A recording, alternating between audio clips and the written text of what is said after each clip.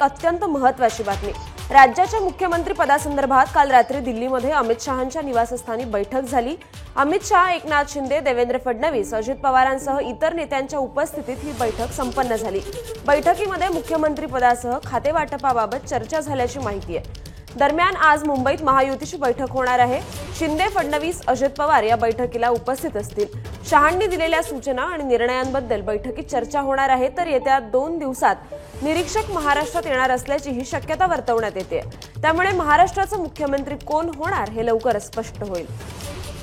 दरम्यान दिल्लीमध्ये झालेल्या महाबैठकीसंदर्भात एकनाथ शिंदेंनी काय प्रतिक्रिया दिली आहे आपण पाहूयात। आदरणीय प्रधानमंत्री मोदीजी आणि अमित शाह साहेबांशी देखील माझी चर्चा झाली। आज अमित भाई आणि जे.पी. नड्डा साहेबांच्या बरोबर चर्चा झाली आणि आम्ही तिघही होतो। मी होतो, देवेंद्रजी होते, अजितदादा होते।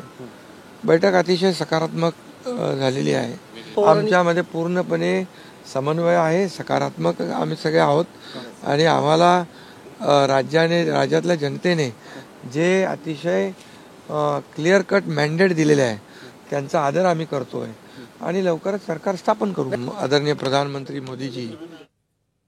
काल झालेल्या महाबैठकीतला एक फोटो समोर आला आणि राजकीय वर्तुळात आता चर्चांना उधाण आलंय।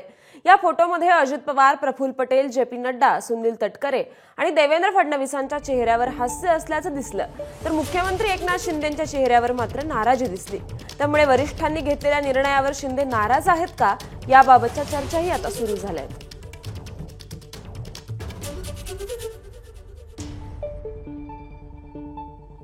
दरम्यान या फोटोबाबत स्वतः एकनाथ शिंदेंनी प्रतिक्रिया दिली आहे। ते काय म्हणाले ते पाहूयात। अमित शहा साहेबांसोबत जो फोटो आला, हा काय झालं?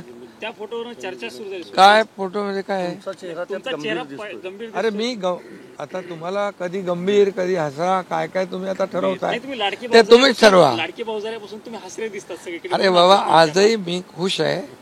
आतापर्यंतच्या इतिहासामध्ये कधी एवढी मेजॉरिटी मिळाली नव्हती। याचा अर्थ काय? याचा अर्थ सरकारवर जनता खुश आहे आणि सरकारच्या कामाबद्दल जनता समाधानी आहे। याच्यातच आमचं समाधान आहे। एबीपी माझा, उघडा डोळे बघा नीट।